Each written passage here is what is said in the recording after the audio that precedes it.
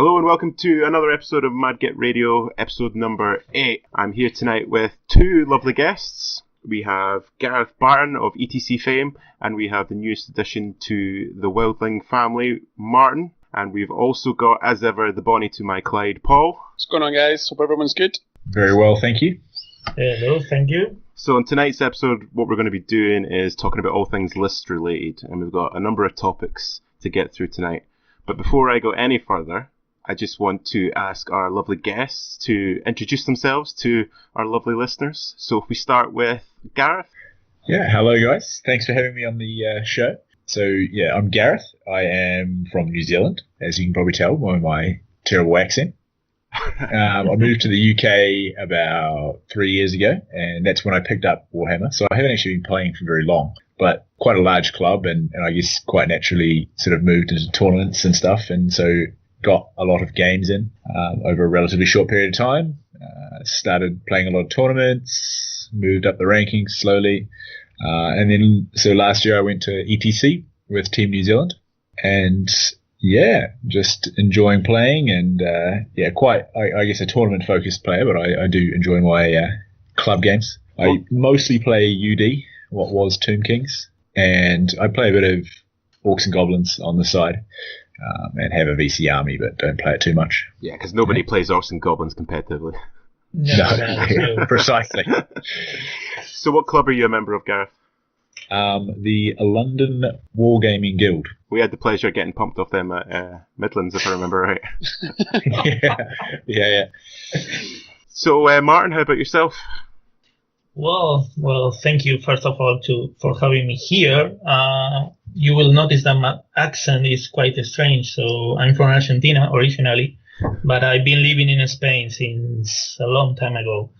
So I started playing this thing, the old game in 5th edition. I think it was in 97, 98, so it's probably 20 years ago. A friend of mine from school introduced me to the game, and I started playing with the Good Elves at the time. Then I bought a small army of Chaos Dwarf. Then I moved to Spain and started playing with the Orcs and Goblins because I always found them lovely and funny and easier to play than the Good Elves. But I play like a year or so.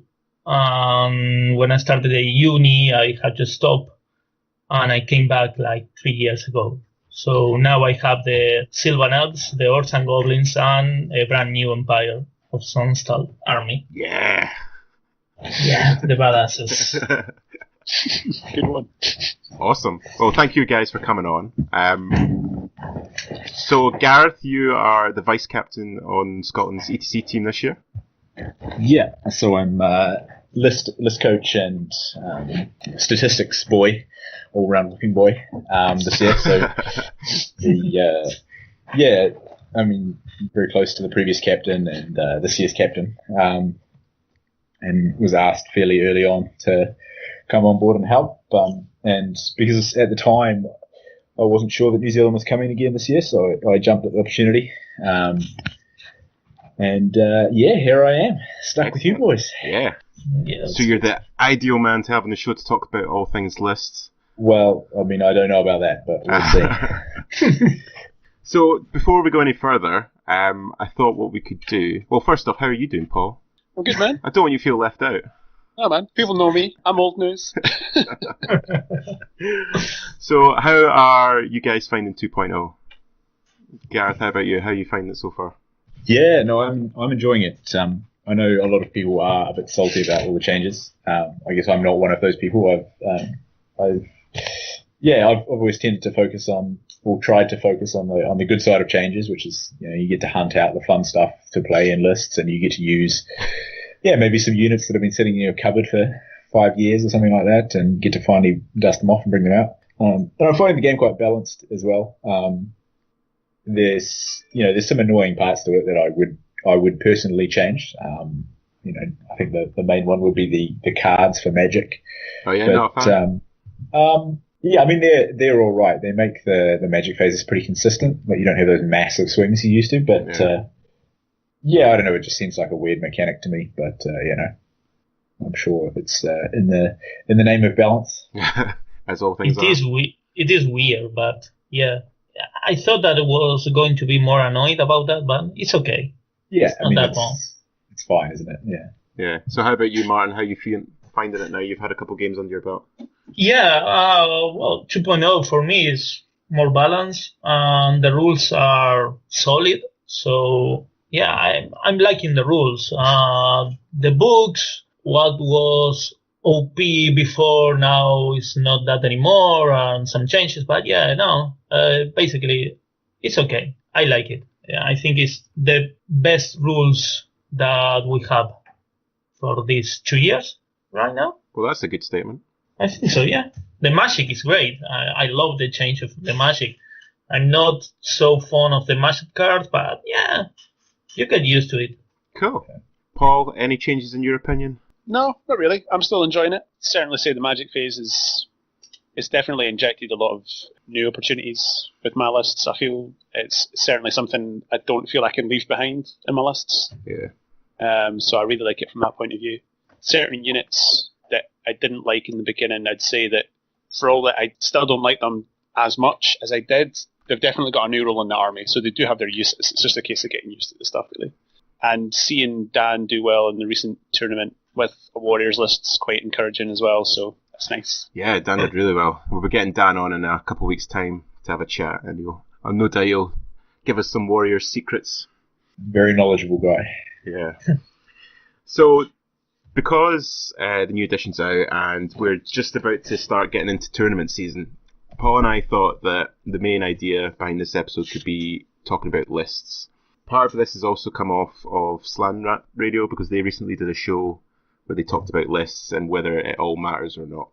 So we're hoping that our guests can enlighten us a little as knobs and lead us on the path to gaming glory through a well-crafted list or two. So first off, I just wanted to ask you guys, do you guys have like a certain approach when you're writing a list? Or do you, I don't know, start with one section of the book and work your way back? Or is it more just that I want this list to do this thing and I'm going to craft everything around it?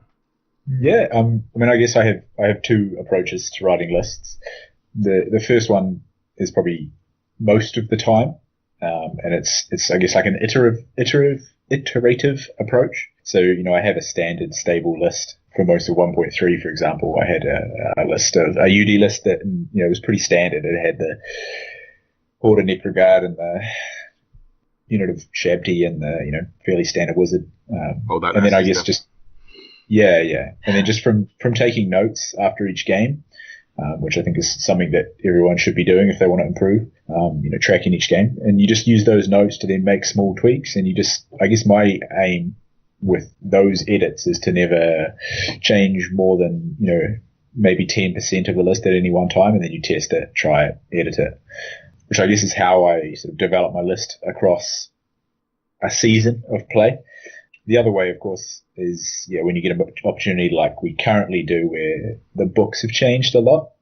And that's typically I'll try to identify something that's broken, either from a playstyle point or just from a straight unit point.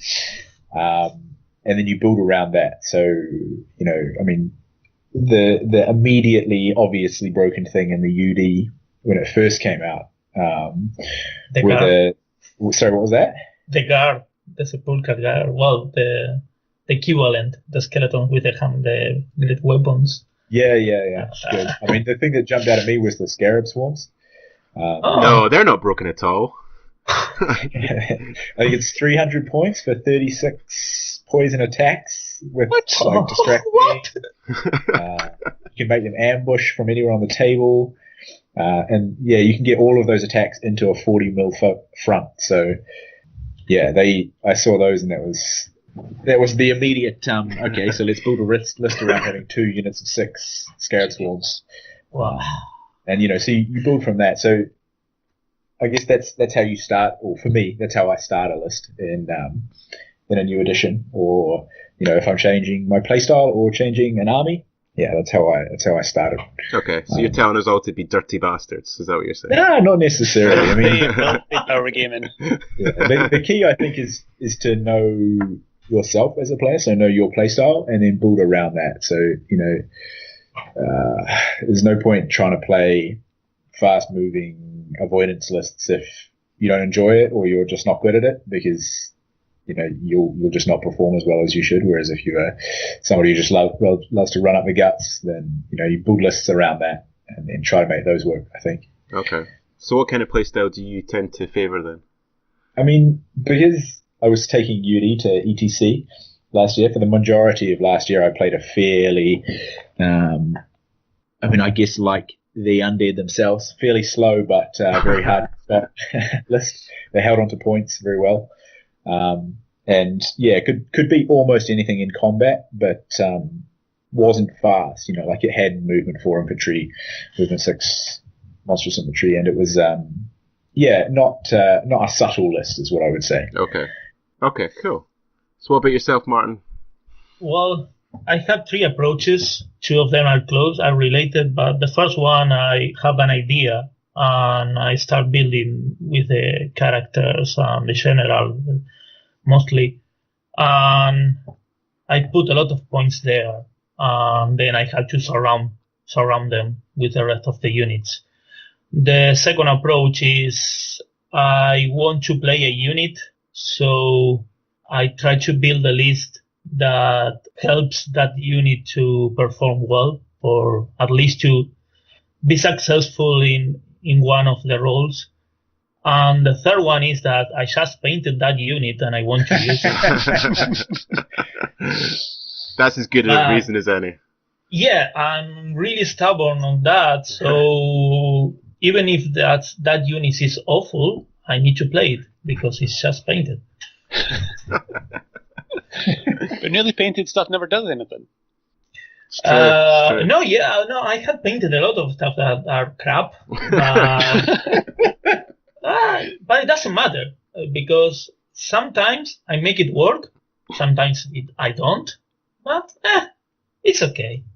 What about you, Paul? I think it's funny, like what Martin was saying there about kind of initially building around a particular character. Like I generally like running very character light lists. I prefer having more units on the table, so I suppose that's quite uncharacteristic for a Warriors player. So I like really bringing, if we're talking about lists for tournaments, really I like just to bring things that I'm familiar with and I know what they're like on the table and I know their limitations. Beyond that, I really just try and build something that's as balanced as possible, give myself as many options while I'm playing. So having some fast, hard-hitting stuff that can deal with monsters, other stuff that's maybe a little slower but can grind. Like I say, I don't really build around characters per se. Now, with the changes to Magic, I think really most of my lists, if I do bring characters, it's really just a cheap general that's a wizard and that has some casting ability to him. But yeah, I don't really know like what Gareth kind of mentioned, like player style and stuff. Like I wouldn't actually know what my player style is. I mean, when you play Warriors, you're kind of shoehorned into attack, go forward. So that's kind of like made up for you. It's really just a case of how you want to achieve that. Do you go monster heavy or do you bring a lot of Cav? I think Cav now in the game is a lot better, and I think that's sort of somewhat testament to Dan's success at the Masters. It's funny, Gareth, you mentioned about taking notes during games and stuff and how that helps develop. I know what you're going to say. Are you going to... When we had Siege, I was like walking about just watching the games and stuff, and I noticed that Tim was taking notes, and I was like, holy shit, that guy's taking notes. That guy's hardcore. He knows what he's doing. We also take the piss out of Ed, because Ed has a little notebook where he writes down little notes after games and that. And we can always tell when something's happening when Ed gets the notebook out and starts writing. So, what about you, Andrew? How do you approach the lists? Yeah, I'm weird, I think. Because I always start with core. And I don't know if I'm a victim of my army in that sense, that I think that core is always the bit of the army that you've really got to make work for you. So I always try and build my core around what I want the rest of the army to do, so that it's in some way contributing. And whether that's simply like a bunker for a wizard, or some armies can pull some skirmishing shenanigans and stuff like that, as long as it's contributing towards what you want the list to do. So I normally start off with the core. I try and get it as close to the cutoff as possible, and then kind of go from there. But I mean, Paul and I have talked about this in the past, that Empire's hard because with your 25% core, I mean, that's a massive chunk of your army. So a lot of the time, the rest of your army is actually kind of dictated depending on how you load out your core. So that's the way I go. But I don't know if I'm... There are good options on the core for the Empire, so it's not that complicated. Yeah. Well, yeah, I mean, because just now, obviously, light infantry are a lot better when they're used in synergy with the parent units. Yeah. So my core just now is consisting of 35 spear with full command for the parent, 2 wings of 15 crossbows, a 10-man skirmishing state militia unit as a bunker if I need it, and a 5-man electoral cav unit just for mobile objective grabbing. Yeah. So all of those components are contributing in some way to what I want the list to do. So I normally just start there and then work out, and I'm a bit like Paul. Like I think I'm a victim of the army though. I hate having expensive characters because I've played too many games where something's gone wrong and you've lost a unit which has an expensive character in it, and then instead of losing 500 points, you've lost 1,000 points. Yeah. So I always try and keep my characters kind of cheap and cheerful, but effective in the role that I want them to do. I mean, on that note, like I think one important thing to focus on certainly I focus on when trying to build lists is to reduce the variance that you get. So like how reliant the list is on good dice rolls. And I think characters can suffer from that because you pay, say 600 points for a character and it's got 5 attacks, say, or 4 attacks. And it's, you don't have to have particularly bad dice to suddenly miss, 3 of those 4 attacks, and then you've got a 600-point unit that's maybe doing 1 wound in a round of combat, whereas a 600-point unit with, say, 30 attacks or 40 attacks is going to stick a lot closer to average, simply because you're rolling more dice. Yeah, absolutely. Mm-hmm. Yeah. So do you guys try and, when you're making your list, do you have an idea in mind as what you want the overall theme of that list to be? For example, like, do you make like shooting lists or combat lists, or do you try and take in things like the objectives more into account when you're writing, or is it a combination of both of those things? Yeah, like I think it's important to not waste phases. So I would try to avoid ever writing a list. And again, sorry to the warriors out there that would say never have shooting, because it feels like you've wasted a resource and that you have a phase in which you can shoot. But that being said, I guess I don't focus too much on any one phase. I just try to make sure that there's a fair bit of balance. Okay. See, that's something I always, like in the past, I've always done. I've always tried to make really balanced kind of combined arms lists so that I can compete against just about anything. But increasingly I've found that although you can compete, there's some lists that will just walk all over you because they do something very well in one phase that you just can't, come up against. Yeah. So more and more I've been trying to go more skewed. But that depends if the tournament is in single tournament or a team tournament. Because in a team tournament, you have a role and you can avoid a particular list that makes damage to yours. So maybe you can do it better. But on individual tournament, I think that you kind of need to play in all the phases. Yeah. Let's keep the tournament side to one side just now, because that's something I want to come back to in a wee minute. But Paul, like you were saying that you quite like the kind of balanced list that can do everything. Yeah, for sure. So having some speed, like I say, I think is really important. So just now I'm running like Veldrakes, Knights, Chosen Knights, where I just feel that gives so much maneuverability and gives you the option to close your opponent down to get into combat more quickly, which is important for my army.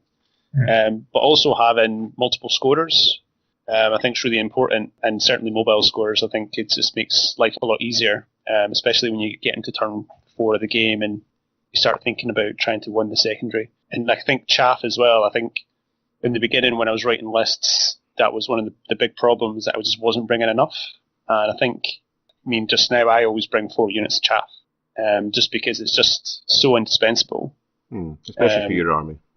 Yeah, just for setting up charges and going after, skirmishers and getting rid of stuff, getting, out of the way. I mean, I'd normally run 2 units of Fallen, and they're kind of my designated anti-chaff unit, and then I'll bring a couple of units of dogs, just because they're cheap, and they're perfect redirectors. They're insignificant, so I don't have to worry they get shot off, not going to cause any problems. So I think kind of components like that, I think, are very important, and I think, that only comes with experience, and certainly I think the movement phase in the game is probably the hardest part to get right, and I think that's only comes with practice. Yeah. And also deployment. Yeah, that's the second hardest part. So what about you guys? Do you have any go-to units that you are always in your lists? I mean, for me, I think my wizard setup is always very similar and has been all the way through, at least all through 1.3 and for the last year or so. And he's basically always the same. And part of that is that you have to have a wizard. Until 2.0, actually. We can now get away without it. But up until this point, we've always had to have a wizard. And, that's not an option. You actually have to have one. So he hasn't really changed. He's been the same basically all the way through. And part of that was that there was a very bent item in 1.3, the Book of the Dead. I don't know that I ever played a UD list that didn't have it in it. So good, though. Yeah, I mean, why would you not take it? Exactly, right? Yeah. So that was, some little elements like that, which I consider almost unimportant, don't change. And then I just have lists, units that I think are particularly good. So it's very rare that I take a list without Shabti in it, because I think they're very good. They're quite fast, and they can beat a lot of things in combat. So I definitely have favorites. I try to change it up, quite regularly, but yeah. Okay, what about you, Martin? Any units that are always in the list? Yeah, for the orcs, the spider is a must. Oh yeah? Okay. Yeah, I always have at least one Gargantula or a Ragnarok or whatever. For the Empire, I think that the state militia, the state militia probably, and also the Empire Guard. What's the name now? Oh, the Imperial Guard. The Imperial Guard. The Good Elves, the Sylvan Elves, archers. A lot of them. That's surprising. And the Wild Hunters, yeah. I do like Wild Hunters, they're cool. I know what your go-to list or unit is, Andrew. Chickens! Your new favourite? Yeah, the chicken too, yes. I was actually going to say Writer. Writer are good as well. Yeah. Never leave home without Writer. Bringing up the writers and stuff, I think that comes back to that point you had before about you're trying to skew lists, and I think writers are a good example of that. Is that probably less so now, but certainly in earlier versions, I think there was a lot of value in skewing a list massively, and the Empire writers list that was floating around for a while is a good example of that. And I think Courtesy of Felix. Yeah, exactly. Courtesy of Felix. The Empire Beast Herds list that Craig made famous and did extremely well with is another example. And I think if there is a good unit that's probably underpriced, which I think both writers and centaurs were. Blasphemy. Of course. There is certainly a strong argument to be made that if your playstyle can handle it, if you're good in the movement phase, then just go all out. Well, that leads us in a good point. How much does all this actually matter?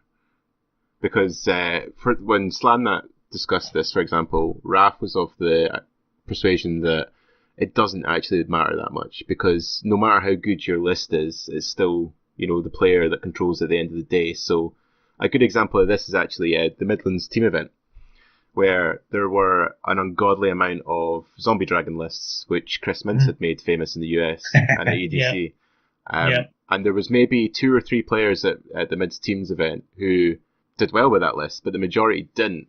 I guess it's simply because they took the cookie cutter list, but they didn't actually appreciate, how to use it, and they didn't have the experience in how to use it. So how much do you think this all is for naught in many ways, and it all just comes down to player skill? I'm gonna embarrassingly weigh in on this one, because I was one of those people. Did you actually? Yeah, our instantly club, regretting this. No, it's fine. I can save you here. Our club is called the Dragons, so we're the London Warhammer Guild, and our club, our team is the Dragons. And so I was in the process of changing jobs and looking at houses and stuff. But so I wasn't really organizing the team or anything like that, but the guys who were decided that we were going to take all dragons. So every list was going to have a dragon in it to live up to our name. And obviously I play UD and Orcs and Goblins. So I was like, oh, it's cool. I'll take Orcs and Goblins. I'll take a couple of Wyverns. And they were like, no, that's not a dragon. You're an idiot. So yeah, I basically got co-opted into literally buying a zombie dragon model, and then I used my UD models, so it was just the zombie dragon that I had to buy. But I don't know where you draw the line in terms of doing well with it, but I did pretty well. I mean, I think I got 78 points. You got more than me, so you're doing well. Yeah, and our team got second or third, I can't remember. So we did okay, but yeah, I was one of those bandwagoners. I think because I play an undead army anyway, I think maybe I understand it a little bit, and I got some games in beforehand. But yeah, I was I'll hold my hand up. I was a bandwagoner. But then again, you're obviously very experienced player. You're obviously a good player because you play for Scotland, so you must be. So how much does the fact that you've got that experience, how much did that help you? And obviously, playing undead as well, that helps a massive amount when you're sitting behind a vampire army in particular. I think it is. I mean, sadly, whether you are a good or a strong player or a weaker player is very telling and very important. And I mean, someone like Craig Johnson or Mikey Newman, you could give them just about any list. Anyone could write them a list and they would do pretty well with it. I agree. Yeah. I think that's just, you can beat around the bush, but at the end of the day, I think that is just the case. And same for Raph and people like that. But I think one of the really important elements with any list, and any player, is to play the same list a lot of times. Because I think that's when you start getting the real, you get that extra 10%, that extra 5%, and out of both yourself and a list, is that when you've played it a lot of times. And I think Felix is a good example of that, the captain of Scotland, in that he's a massive nerd and he's obsessive and weird. Last year, he essentially just played one list for an entire year, which most people would just find incredibly boring. And he went from, I think I did the list analysis for the Masters recently because I wasn't able to go. So I said I'll do the analysis, and what I said about Felix there was that he went from sort of mid-table, a reasonable player, above average certainly, but not top scorer, to an actual, just outside the podiums and then podiuming and stuff over the course of a year. And I think that was largely due to just obsessively playing one list, and it teaches you a lot, I think, and you then become very good with that list in particular. That's a good point. Martin, I heard you that you were agreeing with all that. Yeah, I totally agree. Also, I think that a list becomes famous because of the player, not just because of the list. And you can get really good results with the list from someone else, but you need to practice a lot. For example, the Peasant list from the Equitane, that last ETC, there was a lot of guys with that list, and they weren't getting really good results because it's not that easy to control that type of list. Yeah. But certain units, of course, I use a lot the Goblin unit from Chidehammer with all the Shade Gits and the Battle Standard Beer there, and it's amazing. It's a trap. Yeah. It's a trap list. But once you know that list, that unit is going to do that, you avoid it. So whatever. You need to, if I create that list, I know how to, if someone puts a counter or avoid that, how to countermeasure it. But if it's not my list, probably I'm not aware how to do that. It depends a lot of the player and the practice that you have. Oh, good point. Yeah, no, I agree with that. Yeah. What about you, Paul? What do you think? I think it really does just come down to experience, and I think when you're playing someone that you can just feel that they're better than you, it's not so much what their list is, it's just the decisions that they make with the list, and they know how to use it and when to kind of make the move. And so I think it really just Yeah. You think, why isn't he doing that? Why isn't he doing that? And then you move on. He does it, and you're like, Oh shit! I'll screw that. So I think it is really. I mean, to play devil's advocate a little bit. I mean, I dare say, like, if you gave someone like the trashiest list, like, you know, I'm going to write you 4,500 points worth of dogs. Do you know what I mean? Like, you could be the best player in the world, but if you go up against a half decent, more balanced list, you're going to struggle. Yeah, you're not going to fit on the table. What you've got on the table. So I dare say that there probably is a balance somewhere, but I mean, it's probably 80% down to the quality of the player. I'm sure there's a point. Yeah. Yeah. Talking about the worst list in the world, there for a long time at ETC, a lot of the countries, they weren't able to field a full team, so they would talk about the the engineers list or the slave list, which was essentially, this is back in the day when you didn't have to take. I can't actually remember what the number is, but it's 5% or something like that. You know, you have to be within 5% of 4,500. But back in the day, you would just take max core of slaves, Skaven slaves. So I think it was, I don't even know, like 8 units of 60 slaves. Fucking hell. My God. And then you would have one engineer. So one, I think there were 45 points. Yeah. And that was your general. And so you'd have your general, max, your mini core, which was slaves. And you could essentially play that list from a different table. So you could have somebody's girlfriend come along to ETC as one of the players, and then another person could play on the table. So, you know, say it was my turn, so it was right next to me, and then all you have to do is you have to roll panic checks every now and then, and you flee combats so that you never have to roll dice for combats, and then you roll a panic check if anything goes off the board, and you could only ever lose by 600 points or whatever it was. That's crazy. Back when points were half the value. Yeah. So I think that is actually officially the worst list in the world. But and I'm sure Craig could not win with that. I'm just picturing my girlfriend's face if I was to turn around her and say, by the way, I need you to do me a favour. With rats. Yeah. Stand in front of this table, please. So before we go on to kind of shifting the focus towards like tournaments and prepping for tournaments, how much do the secondary objectives come into you guys' minds when you're writing your lists now? Because I just remember that there was a German ETC player who said this a couple of years ago, and it's been infamously retold over and over again, that, you know, every list's got to do something very well, so it's got to you fly, shoot, or score, I think is what he said. So how much do you guys take into account the secondary objectives? Because I know that I've personally played games where I've written a list which I think is, you know, pretty strong, but I've lost games on the secondary because I haven't been able to compete depending on what the secondary objective is. So I'm just interested to see what others think of that, because I know that, you know, now it's one of the bigger things that's going on in my head when I'm writing a list is, will I be able to compete in all the secondary objectives no matter which one comes up? I think that's something that comes with experience. Like, I think for me, I primarily play for fun. And because I play Warriors, I want to kill things.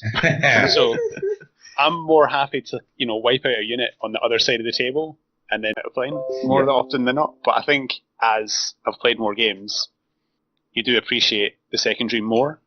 So I think that's something that just comes with more experience. Okay. Martin, what about you? For me, it's quite important, but it depends on the army that I'm carrying. If I have the good elves, the Sylvan elves, it's sometimes complicated with capture the flag, or because of the MSU, or the hold the ground.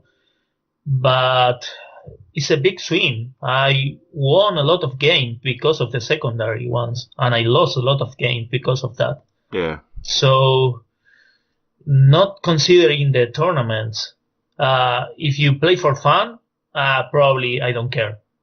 But it's quite important. I think it's quite important. And it's good that it's there, because it changes the way that you create a list and you think ahead of the game. Gareth, do you want to weigh in on that one? Yeah, I mean, I guess it's the part that I'm probably not got my head deep enough into yet. And I think part of that comes from the armies that I play, in that, you know, UD, it would be very rare for me to have minimum scoring, you know, only 3 units of scoring, say, or or 2 units of scoring. Just because our good combat stuff is scoring, our good core now is scoring. I mean, it's not uncommon for me to have a list that has 6, 7 scoring units. So I guess from that it sort of falls out of it naturally. But I think the difference now is that you can't take, and I say we, I can't take, I guess, easy to kill scoring lists and stuff like that. Before, if they were fast, you could just hide them. But I think it's a bit different now. So it's all I would say is probably that I'm not quite there yet. I need to practice that element more, just with 2.0. But it's if you take a list that can't win the objectives at least half the time, then you're just going to lose. It's and it's fine if you're just having fun. But if the goal is to win, then you have to take into account. Yeah. I'm just constantly amazed. Well, yeah, I'm constantly amazed by, and I've got no excuse now. I haven't played all these games, but like, there's games where I feel like I'm in complete control, and I feel that I'm just choosing units that I want to delete, and then we get to the end of the game and you count up the score, and then you get like some bullshit like a 12-8, and you're trying to work out how it's a 12-8, and it's because they get the secondary. It's just such a massive swing that I'm just that's probably the reason why I've started thinking about it more when I'm writing lists, is because I'm fucking sick of getting to that point in the game and then finding out some bastard, aka Nick, has stolen. The swing is equivalent to 750 points, isn't it? Yeah, it's crazy. It's like 25% or so. Yeah. So it's the equivalent to not taking core or something like that, probably. God, I wish I could not take core. Yeah, but if you can't use those points for anything else. Yeah, that's true. So, shifting the focus now, because tournament season's kicking off, really, as we speak. It's really this weekend that everything's starting to get up and running. How do you guys prepare for a tournament or an event? We've already talked about how, if you've got a list, maybe you should just practice that list over and over again, and then that's obviously going to be the list you take. But do you guys have any specific kind of almost rituals that you apply when you're getting ready for an event? Do you sacrifice any goats or anything like Definitely. that? Yeah. We're from New Zealand, aren't you, Gareth? So I would be... Yeah, it's a sheep usually. Yeah, sheep, yeah, they get it. Fuck them. And it's not so much sacrificing, it's something else. But, whatever pleases the gods. Yeah, whatever makes them happy, right? I'm doing it for them.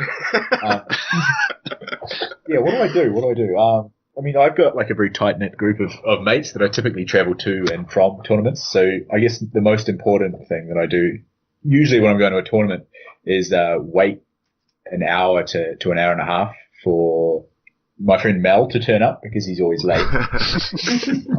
And then, I don't know, I guess. Print out cards that somebody's forgotten. Oh, you're that guy. Yeah. Say that I'm going to leave work half an hour early and then sneak out an hour and a half early. Yeah. Yeah, there's a range of rituals, I would say. What about you, Martin? A lot of practice, if I can.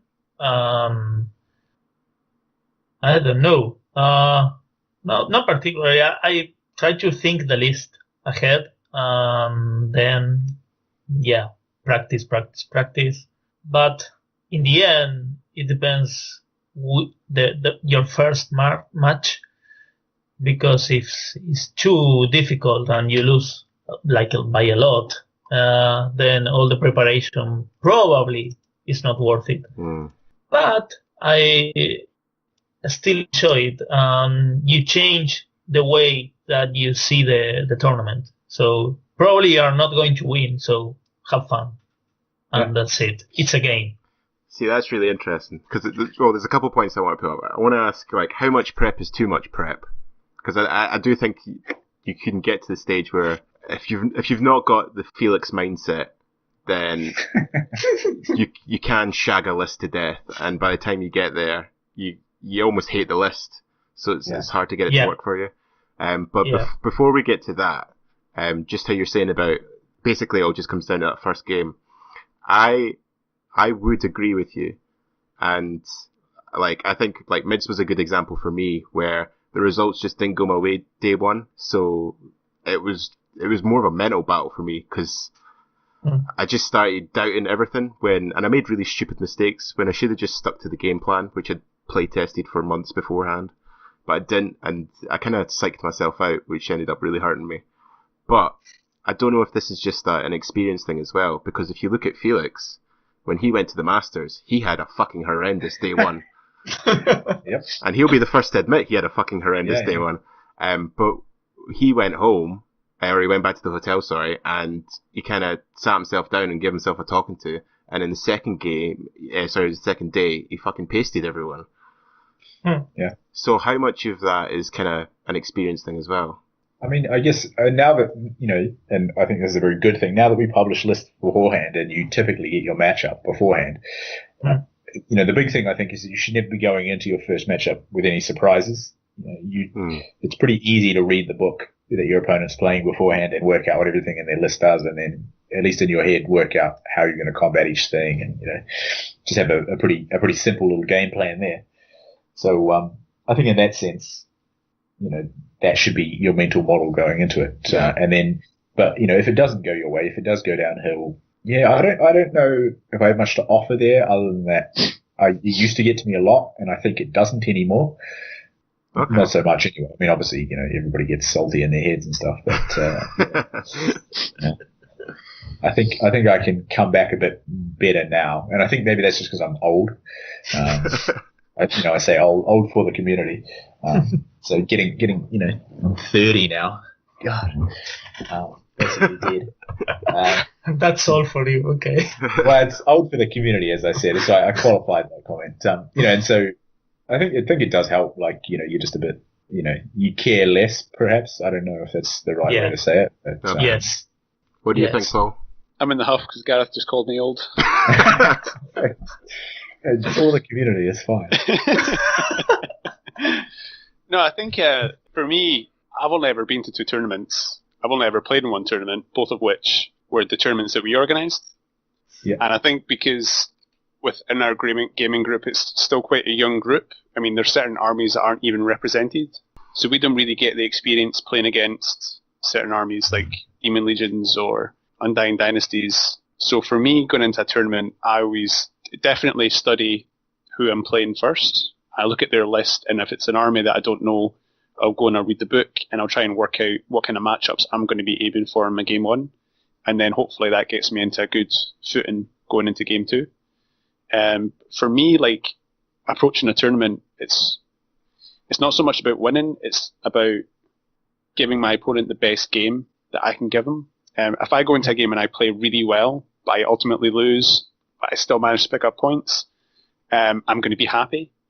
And if I'm happy, then I'm going to be positive moving into the next games. So that's really my focus. And I think that helps to kind of counteract what we were saying there about kind of when you do something stupid and you lose the game and you get frustrated, and you can kind of go into your subsequent games being a little bit salty, and that kind of sours the whole experience. So I think, but I think that as well comes with practice. Like, I think it can be quite frustrating when you're a better player than how your performance would suggest. And I think what you were saying, Andrew, about, Felix at the Masters, I mean, he had the benefit of it being a 2-day event. Yeah, very true. Yeah. So you do have that opportunity to kind of regroup. I think it's just going in with a positive mindset, as you say, Gareth, and just trying to play the best game you can, and just remembering that it's a game. Yeah. Sometimes it's just the dice that fuck you over, and there's nothing you can do about it. And that can be equally frustrating, but I think if you know that you're playing as well as you can play, whatever level that is at, then you're going to have a good time. Yeah. You're sickeningly like a good sport. Fucking hate you. Well, I think that's quite important, because if you go to a tournament that is not on your town or with your group, and you go like, I'm the boss and all of you are sucks. Dude, what are you doing? All of you are sucks. And then you lose. Like, what? All the dice. No way. Yeah. No, but it's important to be nice and to be good sportsmanship. So. Yeah. Okay. Well, before we go on, going back to this idea that is is there a limit to how much prep you can do? How much prep is too much prep? Because obviously, Gareth, you've said that it's all about the prep really, and that the more comfortable you are with the list, the more points you can squeeze out of tight games. So I'm going to ask Martin and Paul that question, because I know Paul in particular likes to chop and change his list a lot. So I do, yeah. Do you think... I like to run different stuff. Yeah, do you think that gives you, I don't know, like more of a feel for the book overall, so that when you get to the tournament you know exactly what you want? Or do you think that comes in as a disadvantage as well? I think it can come as a disadvantage. I think in a lot of situations it's about what units kind of synergize and work well together, as opposed to individual things in and of themselves on the table. Right. I mean, I do that because, for me, it just keeps it interesting, and most of the games that we play are fun, relaxed games anyway. To you, maybe. I'm just trying to kill shit. I don't even care what's going on. Where are the spearmans, Andrew? Those spearmen are dead to me. So, yeah, I think if I was approaching a tournament, I mean, now we've got the Scottish Championships coming up in March. Like, I'm starting to really consider what I want to bring. So I'm really trying to limit what changes I make to the list. So the list that I've been running for the last few weeks, that's kind of the backbone of what I'll probably take. But it's just trying to get what units synergize well with one another, and really just trying to focus on holding the list as much as possible. Cool. I mean, that's a good idea, actually, using the championship, because we're all playing at the championship. So we're about 6 weeks out. Mm-hmm. So, Martin, have you started thinking, like end game, like what list you're thinking about taking to the championship? Yeah, but my problem is that the army that I have most painted is the Sylvan Elves, so I haven't been playing with them in 1.3. For me, everything is like new, so I'm testing a lot of stuff. But I remember, for example, in 1.1 that I had a list. When I found it, I made small changes, but mostly it's the same list every single time until you kind of know it and you know how to cover your weaknesses. But that also depends where you are going, because for the Scottish tournament, there are going to be a lot of people that we don't know, at least I don't, and I don't know what to expect. For the meta game, it's quite different. And that happens in the ETC, for example, that probably you are the best team or player in your country, but when you go outside, the meta is totally different. And you're like, oh, wait, they are not using pyromancy. So... And they have a lot of small scoring units. Oh, wait a second. That changes a lot. Love the fact that you used the word that Andrew hates repeatedly. The Martin, well done. Andrew hates the word meta. Really, gets us back up. I do. I just think, I don't know. I think because I played like so many years in just like the local Falkirk club. Like this is like years and years ago. So we always used to think that if anyone said the word meta, that they were just being a knob. But now, like, obviously getting a ninth and playing more and more, and especially more competitively, like, it's the worst. I love to think that there's a Falkirk meta. Oh, fuck. It's called Buckfast. But I think that is, like, important, and it's interesting how much that factors in, especially within, like, a tournament setting. Like, someone posted all the Warriors lists from the Italian Masters this week, and they're all very similar. Yeah.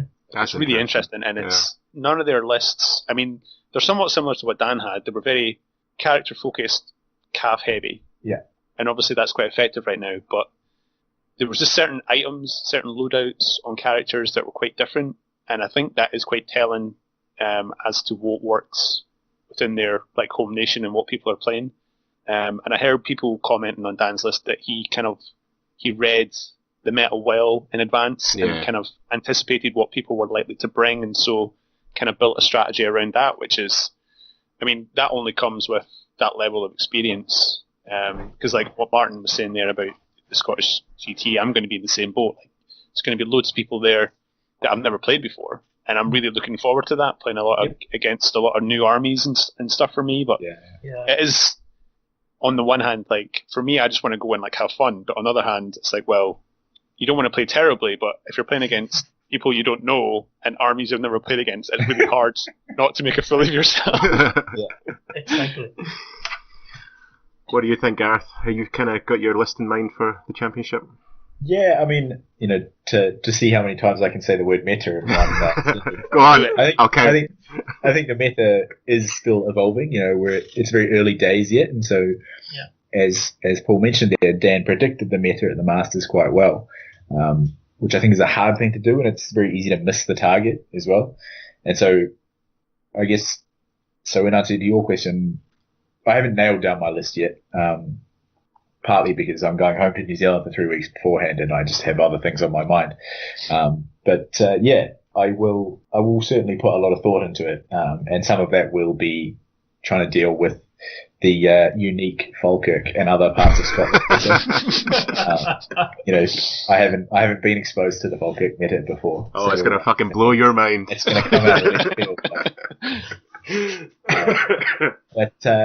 So I have an idea of what I want to play, and it'll probably be a lot faster and looser than what I would typically play, just because I want to be able to take advantage of. Yeah, it's a singles tournament. It's not a team tournament. I want to be able to try and push, try and. I thought you were going to say take advantage of us. Yeah, no. That's exactly what I was going to. Take advantage of these. Take advantage of these noobs. Yeah. All right, Gareth. No, never. We'll have to organise a game. Have you played UD yet? I've not played UD, not in Nike anyway. So we'll try and organise early games in, and we'll have a game. Yeah, sounds good. So, because we're talking about kind of looking forward, like is there a difference between a good tournament list and a good just kind of list generally? And is there a difference between a good singles list and a good team list? What do you guys think? In answer to that, is there a difference between a good team list and a good singles list? I think massively so. A lot less so is there a good list between a tournament list and a non-tournament list. I mean, essentially, obviously, if you're not playing tournaments, you're just trying to have fun at the club or whatever, and maybe trying not to roll people over, then you obviously take more fun stuff and try to get as many different things into a list as you can. But in terms of the difference between the two types of tournament lists, I think hugely, particularly as the size of the team grows. So in a four-person team, maybe you try and skew all of your lists in one direction so they can't be counted, which is, I guess, similar to what we did at Mids. We had 4 dragons, and then at Firestorm Fours the last year, my little four-man team, we tried to take as many monsters as we could, and I think between the 4 lists we had 10 monsters or something like that. Nice. So you can skew it that way, but as the team gets larger, so an ETC team is 8 people, you can't do that anymore. It's too easy to counter, and it's just not possible to pull it across 8 lists. But I think the purpose of a list becomes narrower as the size of the team grows, basically. Okay, what do you think, Martin? Yeah, the same. An individual list probably is the best because you played in most of the phases and you master the list and whatever, but when you go to a team, you need to play a role and you need to stick to that role, and you need to pay a lot of attention to your captain or the vice captain or the guy that is covering all the tables. And it's really, really, really important because your team depends on you. And if you are a list that you are going for a tie, if you win, that's great. But that was your role to hold that. Maybe your list is the most killing list in the world, but when they pair you against the dwarf list, hey, you're not going to win that by that far, probably. So you need to maintain your role, keep your role, play it, and listen to your captain. Unless your captain's me, then just fucking ignore everything I say. Probably, yeah. What was the team dynamic like when you guys went to Midlands? Oh, fucking atrocious, mate. assholes all about. Folk were asking me questions, and I was like, I don't know. No, we had a kind of game plan. I think we were a little bit, not to make excuses, but I'm gonna make one anyway. We had Siege like the day or week before the list were meant to be submitted. So Siege was a 3-man event, and in a 3-man event, everyone has to take like essentially balanced lists, really. Yeah. So my list was copy and paste. I took an extra mortar, I think, rather than whatever, or I took a cannon instead of the mortar, which I shouldn't have done because I fucking hate cannons. But yeah, so we went into mids, and like Andy was playing dwarves, so unsurprisingly we told him to sit in a corner and not give anyone points. Yeah. Ed wanted to try an all-night Ectane list. Yeah. So we kind of all sat down and we said, right, Ed, you're going to be our monster hunter. Round 1 against the monster list, he got smashed. So that was his role. And to be fair, Ed, like, particularly, you played Leggy in the second round, who took the zombie dragon list and did very well against him, and he almost got him there. So that list kind of worked. And then there was Michael and I, and like, I kind of just said that the thing that Empire were probably best at in 1.3 was anti-monster, or anti-armor, and Ed was kind of already our go-to for that, so I kind of just went more general, and with the idea that I'll kind of be more flexible and I can take anything. And Michael plays Empire as well, primarily, or at that time it was primarily Empire. So he kind of got stuck with orcs because Ed's got the army painted. So he was kind of the wild card, and I don't know how Ed and Michael came up with that list in the end, but that's the list that Michael went with. And like, to be fair, Michael, he got some really good results with that list. He got some not good results with that list, but I got not good results with my list, and I've been playing it for months. So yeah, I think we maybe should have taken into more of a, like Gareth was saying, a kind of team tactics account.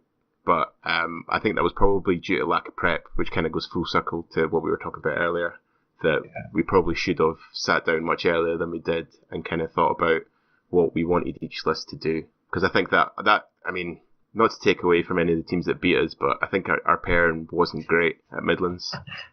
And we didn't really have an excuse for that. And a lot of that was my fault, and I'll put my hand up for that. But I think that's an experience thing as well. Yeah, pairings is not easy, you know. Particularly, I think 4-man is quite difficult, 4-man events, because you only have to be wrong once, and you've probably screwed everything up already. Whereas at least in an 8-man, you know, something can go wrong, and then you can recover it. Yeah. What's really unfortunate is when you're wrong across 5 rounds every single time. Yeah. That's when, like, I think Ed took the reins off me on day 2. He's like, no more. Shame. People go into tournaments for different reasons, right? I mean, like, you guys were approaching it as a fun experience. I don't think you were going down there to, like, we were going down to, like, kick everyone's ass. Like you say, you had just had Siege. I mean, you were kind of limited to what you could really do with the time that you had. And Michael was still getting to grips with that army, you know.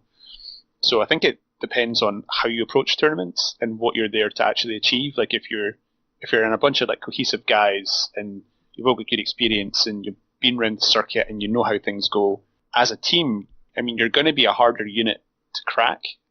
So I think it has a lot to do with the mindset of the team as well as skill level and why they're there. Like, if they're treating that as an opportunity for a GT, then they're going to be really hard to beat because they're going to have well-crafted lists. They're going to have a strategy between 4 or 5, how many people are on the team. So I think it is partly experience and partly the intent why they're there. Like, I think, like I said, I've said this before, so I'm going to sound like I'm repeating myself, but, like, I'm more of a casual player, so when I'm at a tournament, I'm there to have fun. So if we were approaching any kind of tournament, then when I'm building my list, I want to make it as competitive as possible. I want to make it as balanced as possible. I want to bring things that I like on the table. I want to make sure everything's painted. So there's a lot of compromises there. Whereas someone who's got a lot more experience and is maybe been playing the game longer, they're going to have a much more well-honed list that they're more experienced at using. They're just naturally going to be more difficult to beat. So, yeah, kind of forgot what we were talking about. Mad Get Radio, the most official and well-organised podcast ever. No, I mean, I agree with you, though. Yeah, I mean, I think the original point there was that mindset plays a lot into it, and I think, you're absolutely correct.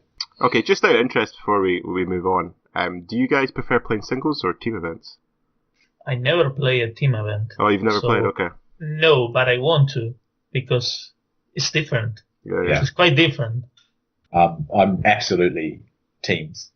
I just find it so much more fun playing with mates than I do playing by myself. Like, it's just, to me, it's not even close. Yeah. Okay. I just find the social act. Like, I got to a little bit of history. I came here to the UK from New Zealand, and I'd always been interested in Warhammer, but you can't. It's the scene in New Zealand is very small and it's very expensive, and so I decided that when I got here, I would, give it a try. And like it was like the arrive in UK and you sort of got the Friends starter pack kind of thing, and then I just immediately made a bunch of really good mates. And so I think for me, the social aspect of Warhammer has always been a big thing. And teams are the highlight of that, I would say. I think teams definitely looks more fun. Yeah, I thoroughly enjoy. Well, I played Siege in Midlands now, and both of them, even though we got pumped at Midlands, I thoroughly enjoyed it because it's a good laugh. And even when things are going terribly, like you look to your pal who's on the table next to you, and he's getting pumped as well. Especially when you are that way. Yeah, exactly. You have more fun. Yeah. I think singles tournaments within like your own club are kind of the balance to that, because I think the opportunity for trash talk is pretty high, and everyone's on the same page, so it's like fair game. So I think those events are still pretty fun, but I think for bigger things with maybe a lot of people that you're not used to playing against, I think it can feel a little bit more formal, and so I think that can somehow take away the fun aspect a little bit. But I think, like everything else, once you get started and throwing dice around, I think everyone's pretty much on the same page. Yeah, I agree. I've always kind of been interested in that, because when Dan, who plays for the Durham guys, when he came up to Siege, I played him last round, and we had a really good time, really good laugh, mainly because we were just egging each other on all the way through. And after it, when we grabbed a drink after the event, he was saying that he doesn't actually like team events, because he feels that he just feels that when he's playing, he has to play to a role, whereas he feels that he has more kind of flexibility in a singles event, because if he fucks up, it's on him. Whereas if he fucks up in a team event, then that's, going to be felt across the team. So I just always kind of thought that was interesting, because I'm like Gareth, there's not really a comparison. Like, I just love the social aspect, especially like when we're lucky enough to have a club like we do, where everyone gets along, everyone's pally. Yeah, you guys sound very good up there, right? Yeah. Very close. So, even when shit was going really horribly, it meant it was, it was funny to look Still over. Fun. Yeah. So, so that's just a personal interest there. Just funny, just as a little aside to that, I seem to remember there was a video that Chaihammer had up. It was quite a few months ago now, but it was one of these ones where he was playing Universal Battle, and he was talking to the Sage of the North. What's his face? Hermanard. And, Hermanard. Yeah. I seem to remember Hermanard saying that his kind of philosophy when it comes to tournaments, like he's much more towards teams now. Like, he's not really interested in kind of competing as an individual. Yeah. So I thought that was quite interesting. And he's playing in the Norwegian Masters this weekend. They did crap, and they were all dressed like Vikings, so it was funny to look at them. They were dressed like that on the city center, it's like... Yeah. What? That's what they came to. I was with a friend, and they are probably playing in the ETC. Well, a little spoiler for everyone, we are getting Hermanard on in a couple episodes' time. So, Yay. Excellent. Yeah, so I'm looking forward to that. Paul, do you have any questions you want to raise before we go on? We've kind of touched on it here and there, but I would be curious to just ask a kind of general question, like, to all three of you guys. Like, what is it about tournaments that appeals to you? Because there's certain people that are completely put off by it, and there's certain tournaments they won't even entertain the possibility of going to for whatever reason. There's just something about it that doesn't appeal to them. So what is it actually about going to a tournament that, gets you so excited? Will I go first? Yeah, go for it. I love playing. Any excuse. Yeah, no, well, basically, yeah. Simple answer. Yeah. I mean, I've said this before. Like, I play the hobby to play. Like I know there's guys that are really into painting, really into modeling, really into the fluff or whatever. But I just enjoy the game mechanics. I love having a joke with your opponent, like us guys meeting up at the meetups at Common Ground and stuff like that, just having a good laugh and enjoying yourself. So the opportunity to get 3 or 5 games in a weekend is too good to pass up, basically. I've always been interested in that question as well because, like, for instance, there's a couple guys that aren't playing in the championship who have played in some of our previous tournaments, which I thought was quite interesting. And basically, they just don't want to play because they feel that it's going to be too serious for them. That's a shame. Yeah. Where about you, Mark? Yeah, basically the same as Andrew. I want to play. I love the game. I love everything about the game. I love to assemble the models, painting them, thinking of lists, then actually playing it and throwing dice. When I arrived at Scotland in November and I had to wait for a month or so until my models came. And I didn't have the dice either, so I wanted to throw dice. Those it's dark, like cold winter nights must have just dragged by. Exactly. I wanted to throw, with the dice and everything. No, but I love the game. Of course, when you get old, you started to think, oh no, I had to travel like 10 hours or so for a tournament. I don't want to. But for me, I'm old, but I still want to play it. Yes. We're always looking for guys to go down south, so that's good news. Oh yeah, we can go to Midland if you go down. Yeah.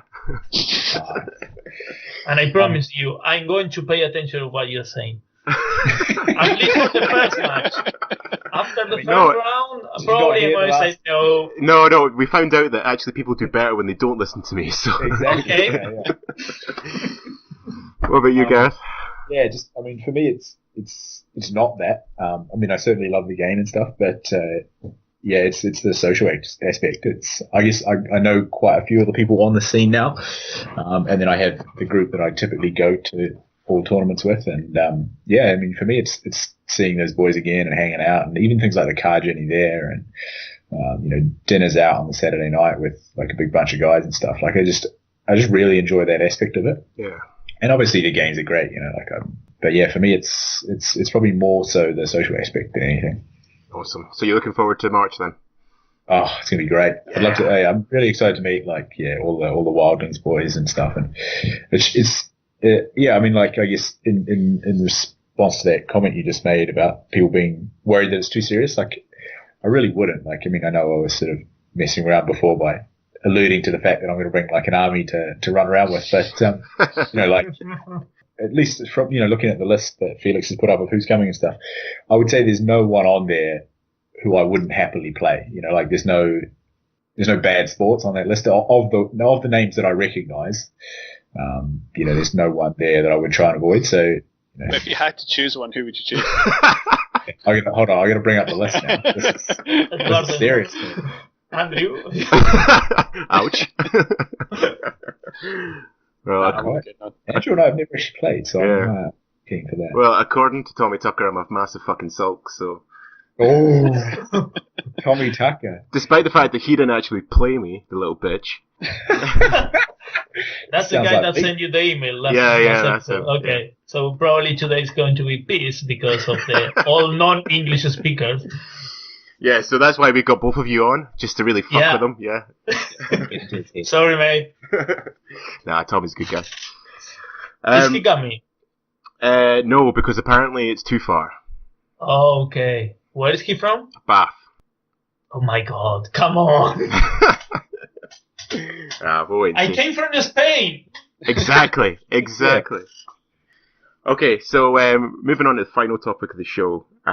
I just wanted to ask you guys, what makes a good tournament for you? Because obviously this is going to be, we're kind of cheating here, Paul and I, because we want to get some info, because we've obviously got, we've got the championship in March, and then we're going to have Strife, which will be on the 14th of July. Is that right, Yep. Paul? 14th of July, yeah? Yep. And then we're going to have Siege, which is our team event, in October again. So when you guys go to tournaments, what are the things that on your checklist that at the end of the day, when you come away from that tournament, you can say that you've had a really great time? The people. Okay. For me, it's the people. Yeah. The social aspect there is also a must. I want to play, of course, but if I win, yeah, much better. But the people. Cool. Gareth, what about you? Is it the same kind of idea? Yeah, I mean, it's a hard one to sort of say conclusively what makes a good tournament. I think, recently something that's come up a lot is the sort of hype that comes beforehand, and I think it's fallen out of the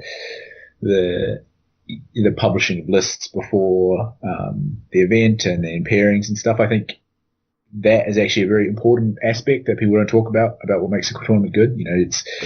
Paul, you mentioned before that shit talk is a big part of your local tournaments, and that shit talk to me as well is a big part of wider tournaments, and that who you're going to play and who's got good lists, who's got bad lists. Like I think you really should be, if you're organizing a tournament, you should be pushing that out to at least 2 or 3 days. You publish the lists 2 weeks before, you publish pairings 4 days before. I think that's very helpful. One thing, my pet peeve is always that food is always very unhealthy, so that's maybe some slightly healthier food at tournaments would be good.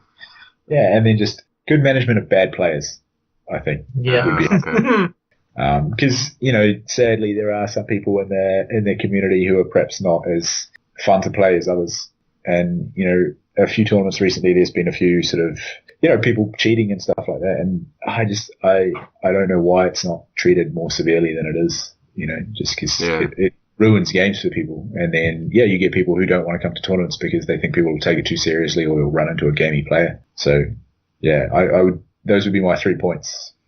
As someone that's organised tournaments, I'd be really disappointed if I had run an event and I had found out that someone was actually cheating at it. Yeah. I think I would kind of step in there and I would slap me a cock. Maybe not initially. Out That's more of a warm up. A second warning. No, but it's good to know what people like about tournaments. I think the social aspect is so huge that you really want the community to really come out and support it. The foods. I mean, it's small things like that. It's the attention to detail. It's well managed. It runs really smoothly on the day. Everything's been well thought out. The tables, the table setup. place. I think the venue makes it. Because we're lucky. Makes a This huge common difference. ground. It's so good. Oh my god, yeah. And I think in the UK generally, I've not really been to many other places, but looking at photographs and stuff of other venues, I think a lot of the venues that get used regularly are really good. And I think that helps a lot build the scene, especially these big GTs.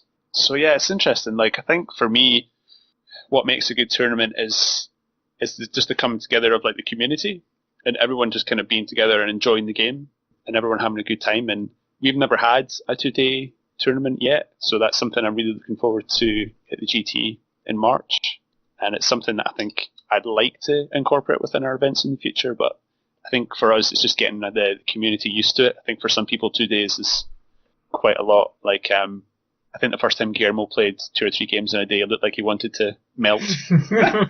Yeah. That's just Guillermo though, isn't it? I think their stamina is definitely something that comes with practice.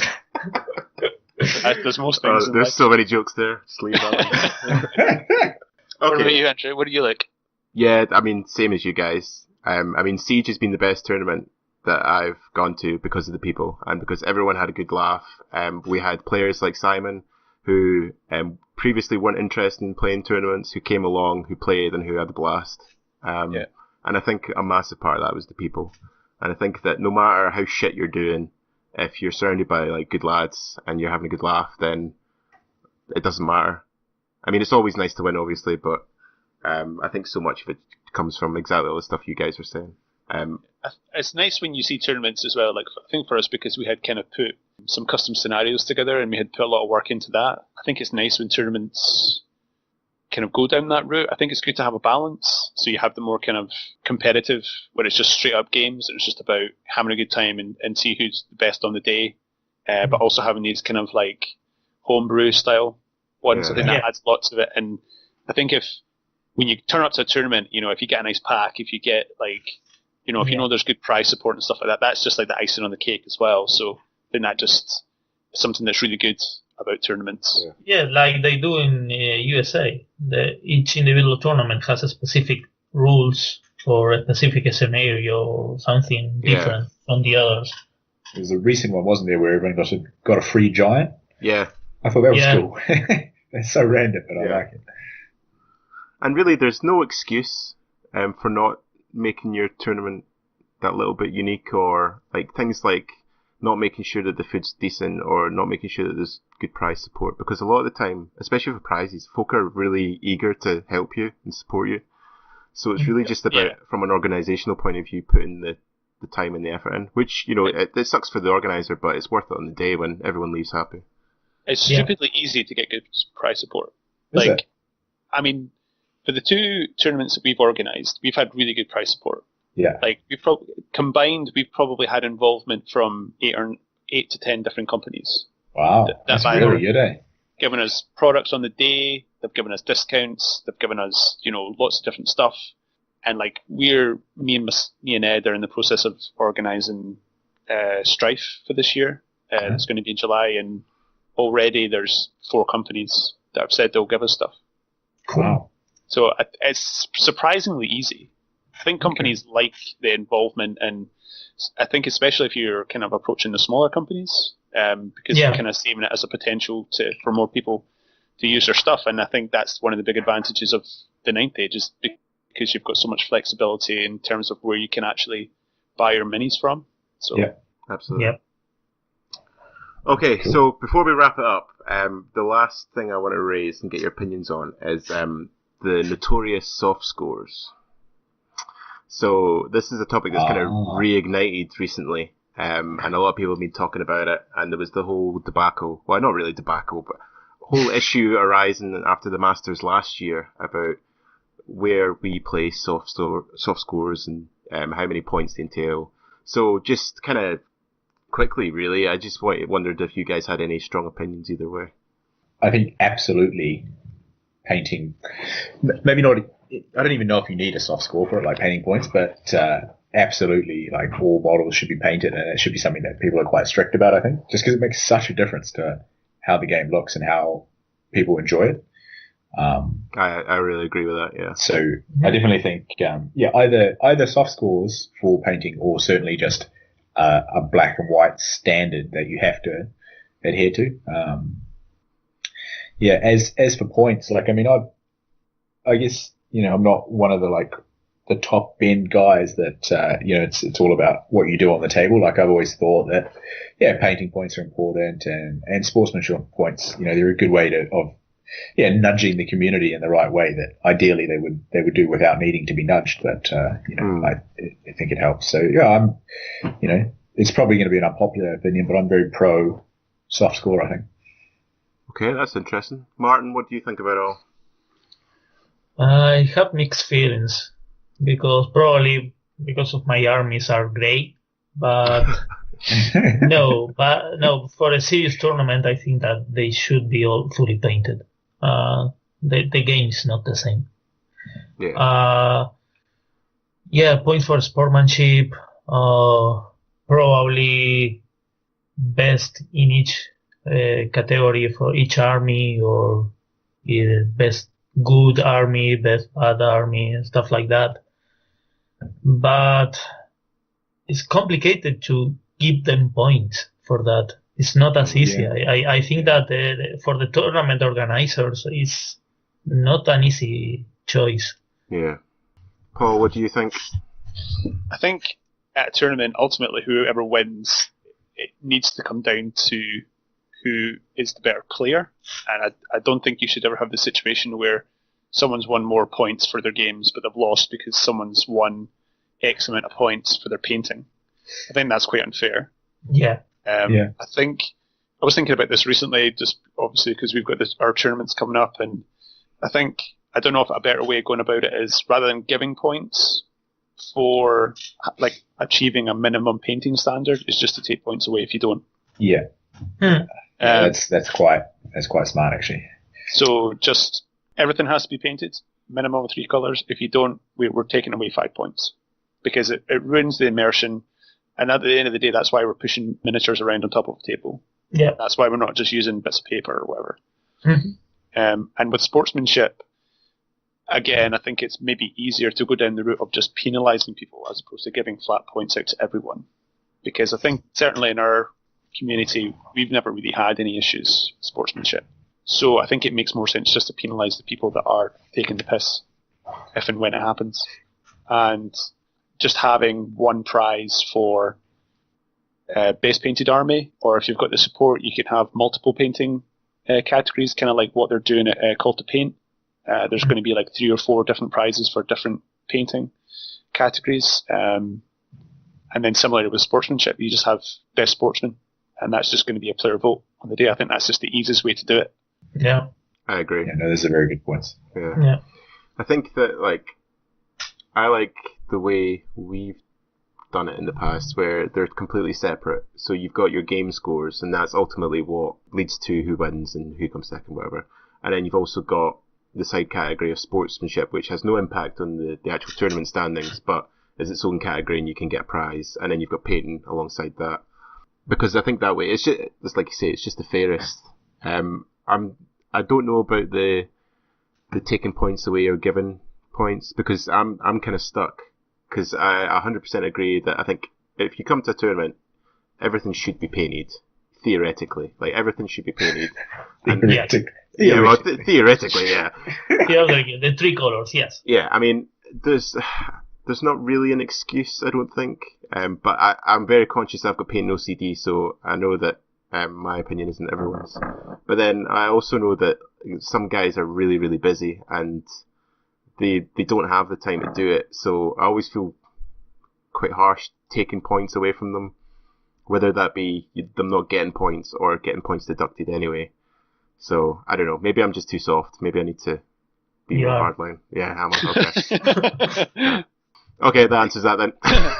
Well, that's part of what makes a good tournament, right? Is trying to be as inclusive as possible. But I think you can take the stance where this is a paid event, and I think if I paid, certainly for like a GT, if I paid 35 quid to go to a tournament and I'm playing against an army that hasn't been painted at all, I'm going to feel like that's shit. Like, yeah, but sometimes it's better to be grey than to be painted.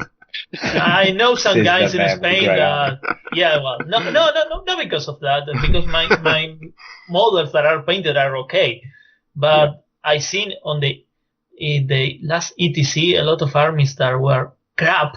They were having 3 colors, but are horrible. See, it's funny, Martin, you say that, because you've totally given me the idea that just to troll a kind of tournament by, taking like a 3 painted army, but just making it the most hideous 3 colours possible. And just having like 3 colour illuminous pink, purple, and like some god awful colour. Just painted in the Germany flag. I'm going to vote against you. You're losing sportsman points, I can Yeah. Cool. Well, that was all very interesting. Paul, do you want to raise anything before we wrap it all up? No, not really. That was a really good conversation. I really enjoyed that. Yeah. Well, first and foremost, thank you to Gareth and to Martin for coming on. Oh, no. Thank you for having us. Thank you. No, it was great having you on. I'm sure we'll have you on again in the future. Very fun to be here. Right, so to wrap everything up, Paul, do you want to go through upcoming events?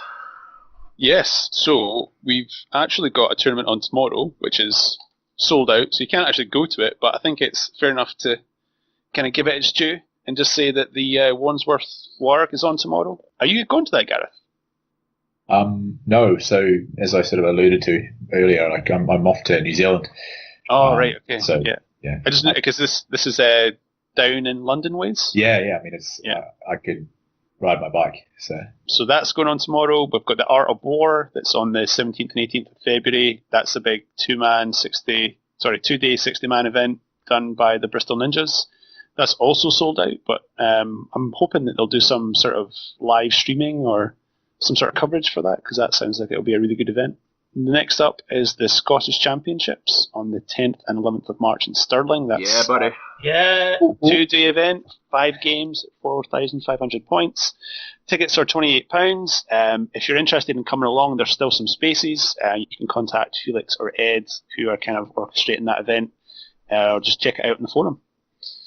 We've got Battle in the Castle, which is the 7th and 8th of April. That's at 40k Gaming in Colchester. That's a 2-day event. It's 5 games at 5,000 points. Tickets are £25. This is actually like a totally custom tournament. So they've actually got in-house scenarios for each of the games. I like that. Which looks pretty good. So there's one game where every unit on the table gets frenzy. Oh. I like that less now. And Yeah. you automatically fail frenzy checks.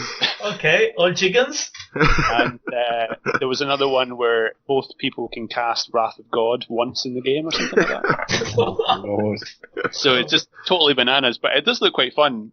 I don't think that actually anyone's signed up to it yet, so it's a bit of a shame. So if you're in that area, you should definitely check it out. English Championships are on the 14th and 15th of April. That's Element Games in Stockport. That's a 60-player max event, £38 per ticket. And that includes lunch for both days. And if you want to check that out, it's Mikey Newman that's organising that. And the last one that's kind of coming up in the near future is Call to War and Call to Pain on the 5th and 6th of May at Firestone Games in Cardiff. That's 2 days, £35 per ticket. That includes your lunch. I think they're currently sitting at about 25 players, so there's still about half the spaces going, but I dare say that'll fill up fairly quickly. So if you're interested in checking that out, you can head over to the forums and sign up. Beautiful. Right, so before we call it to a close, if you want to get in contact with us, give us any questions or any potential topics, you can get us on Twitter at Scottish Ninth Age. You can get us on Facebook at Scottish Wildlings. And you can drop us an email at scottishwildlings@gmail.com. So just once again, thank you very much to both our guests, Gareth and Martin. Our next show, we're getting on the incredible Tim Botnick of Siege of Striveland fame. And we're also getting Dr. Dan himself on, and we're hopefully going to talk about, leading on actually quite nicely from this episode, we're going to be talking about playstyles and about the army power scale or the tree. So I'm looking forward to that. But thank you again to our guests, and we'll catch you on the next episode. Take it easy, guys. Thank you. Thanks for having us. Cheers.